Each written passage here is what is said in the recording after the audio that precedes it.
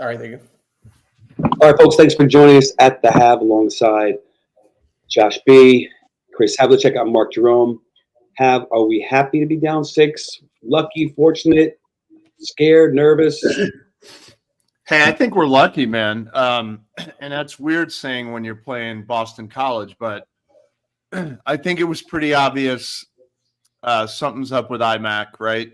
He just the way he's walking, and he's definitely off. But if you had told me that we're going to be down with 6 by 6 points, iMac was going to have 0, Reese was going to have 3, and we're only down 6. And by the way, Tane and Rhodey have now combined for 14. I mean, I feel happy we're down. We took the lead. We gave it a little bit back, but we're right in this game. You know, I said that I thought that they were going to get tired. Clearly, I don't know what I'm talking about. You said, let's be worried about that. I'm going to be worried if the score is 9-4. The score was not only 9-4, it was 11-4 before we got going a little bit. Then it was 16-6 and a 10, 12-point lead. We all of a sudden started locking down on defense. They started forcing some outside shots. They were short. Like we were rolling and rolling and rolling, coming back. We take the lead. BC has a fortuitous play where we block the shot. Buchanan grabs it, tries to throw it somebody. Wasn't a great save. Yeah, bad save. Right. It leads to a layup for BC. Next thing you know, now we're down 6.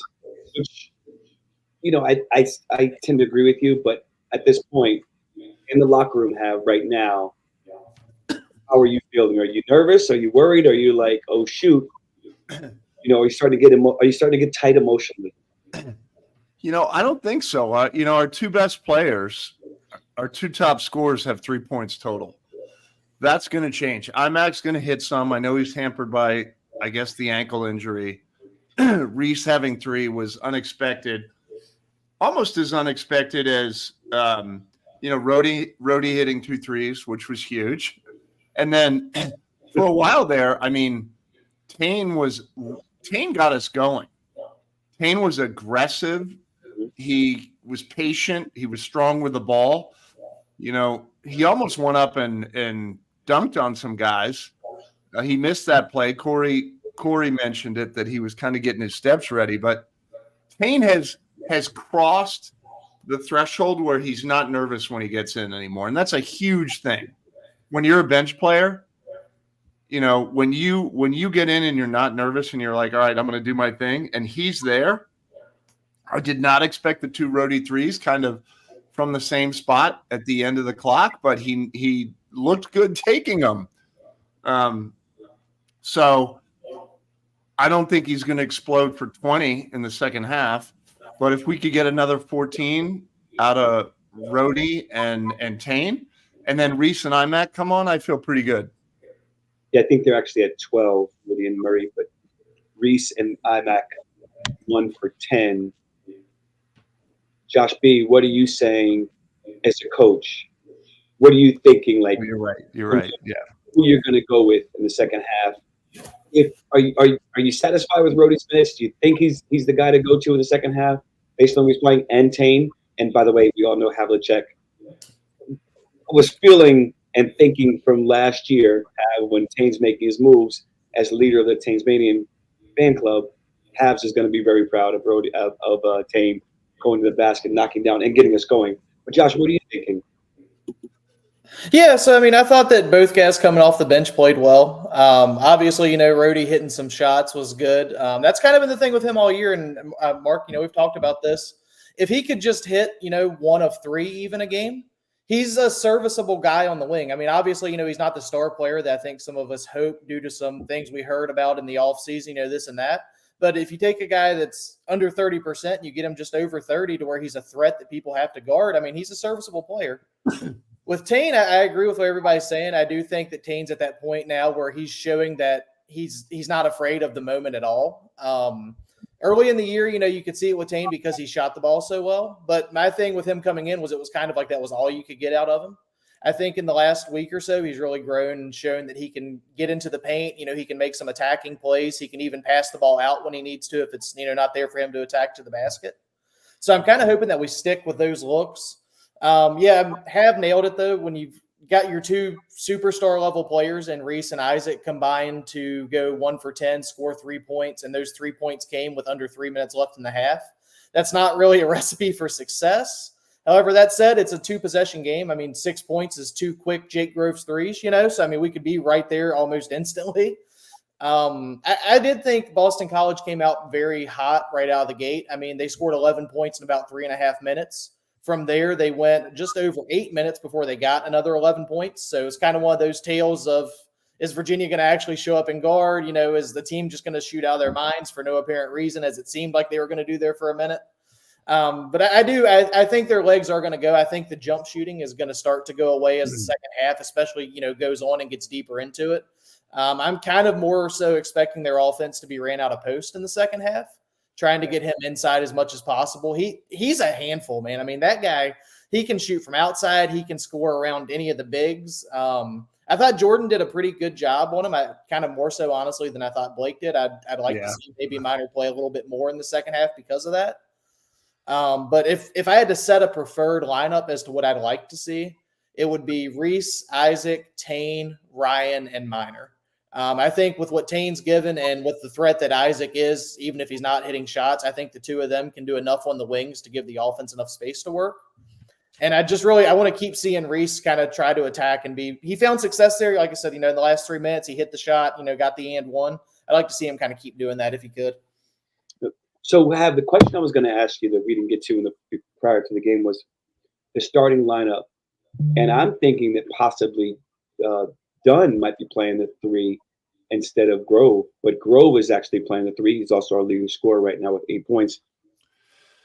Ryan's, is he taking a shot? One shot? Besides maybe two, he's 2 for 2, the dunk. And I guess he had another little, right? He's not looking at the basket when he's on the perimeter. Right. Yeah, look, it's nothing new, right? Ryan's really talented guy. Offensively, he struggles. Defensively, he's good. So that makes it hard for Tony, because when you have him on the floor, he brings a lot to the game. But one thing he doesn't bring is the ability to shoot. I personally love him out there. He's flying around. He's got great energy. He's a great teammate, great kid. I do think there are times when we need 3 shooters out there, right? And I don't consider, I won't consider Reese a shooter. He makes some here and there, but I like when we have IMAC in there, Groves in there, and then one of Tane and Rhodey. I think we're just more dynamic offensively when those guys are in. No, you absolutely. I have to completely agree with you. I feel like a lot of times during the course of the game, there's one shooter out there. Yeah. Right? And I don't always love this offense for Reese, especially if he's the guy flying around the screens, right? And the sides offense. And, Minor got a couple of minutes in there. I guess he was bothered by the length of post on one play when he got the offensive rebound. I don't know how good his hands are. He's fumbled a couple of passes recently under the basket that could have been converted for layups. And then let's talk about the little speedster, right? And how much time does Dante Harris deserve? More time, less time? Should he be in there to create plays on defense? What is he giving us tonight, and what do you think he can give us? And do you expect to see him play more in the second half? Yeah, so Dante had kind of the weird appearance where he didn't actually register a technical stat in the first half. So if you're looking just, at the box score on the ESPN app or whatever you want to check, he doesn't really show up. You got to kind of dig to see what happened. That said, though, I mean, he came in and immediately it was a side out of bounds play and they threw it right out of bounds. I mean, it kind of just worked out in his favor that he did impact the game that way. I thought Corey made a good point listening to the broadcast there, friend of the program, I guess, if we want to call Corey that if anybody were to be comfortable in this setting, it should probably be Dante, because he played some home games there with Georgetown. This is a building for him that he's got some experience in. It's an setting, an area, a town that you visit that you're familiar with. For him, he spent some of his time there and he played well for them. He won a tournament championship for them. So, you would think if there would be a guy on the team who maybe would be like predispositioned to play a little bit better, it would be him. I'd like to see if he's in, trying to attack. Kind of the same thing I said with Reese. I'd like to see him get into the lane and try and go just straight at their defense, get to the basket if possible. But I don't know. I mean, personally, I agree with what you guys are saying on having more shooters on the court. And I kind of do think that it's not Dante's fault, but he's not necessarily a shooter. So it kind of limits where you want to play him because, in a situation where your entire season could be on the line, you don't want to sit Reese. I wouldn't be surprised if Reese played at least 18 minutes in the second half here, just because it's such a big spot for us that, with all the bubble teams that didn't lose anything today, we came into the day ahead of them, but you don't really want to give the committee any reason to not put us in by dropping this game. So you kind of have to ride your guys here. So I wouldn't expect to see Dante much here. I do think, on the horizon, if we can squeak this one out, as a little primer for tomorrow, if we get to have a show, that he could be a guy that makes some big plays. But tonight, I think they stick with Reese. What do we need to do to slow them down defensively? There was one play, Post gets the ball at the high post when we were kind of in rhythm and rolling and coming back, and Ryan Dunn goes to help, tries to recover, slips past Post. Post goes in for a layup. It's kind of a critical play in the first half. I don't know if all plays in the first half critical, but we were on a little bit of a roll. Yeah, look, they run a lot through Post, right? He's, as Josh mentioned, talented guy. He can kind of have his way down low on Blake, certainly, and he can shoot. So they're going to go through him. But, when you look at Zachary and Harris, I mean, Harris came out, hit 3 in a row, right? That's momentum. That's the benefit of playing 2 games in 2 nights, 3 games in 3 nights. You're in rhythm. Took us a while to get going. And the guy, Madsen just makes me nervous. I mean, despite the fact that he looks like he's working at an auto parts dealership on Okeechobee Boulevard in West Palm, he is not scared. He's been in big moments and is ready to let that thing fly, kind of without consequence. And those guys make me nervous. He looks confident. He looks so comfortable. And he looks like he's going to handle the ball. He looks like he can shoot it. And he doesn't, it misses. No big deal. Yeah. Right? It just doesn't. He shot an air ball early on. And then at one point, he just looked so confident taking another 3 or a pull up and knocked it down. And I agree. He's one of those guys that makes really hard shots. Yep. Right? He just makes some shots where you're like, damn, that's a big boy shot. And he's covered. He's fallen out of bounds. He's whirling dervish, twisting, turning, and those guys make game winners because they're supremely confident. You're in there with Jay Willie, Tony Bennett, and they say your time to talk. What do we need to do? What are you saying to the kids? I think it's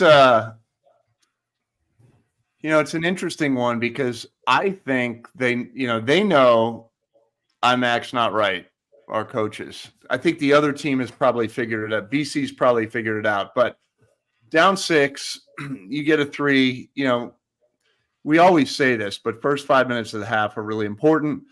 Let's get off to a good start. Let's take shots. Let's be aggressive. We were at our best tonight when Tane was taking it to the hole and Rhodey was shooting kind of at the end of the shot clock.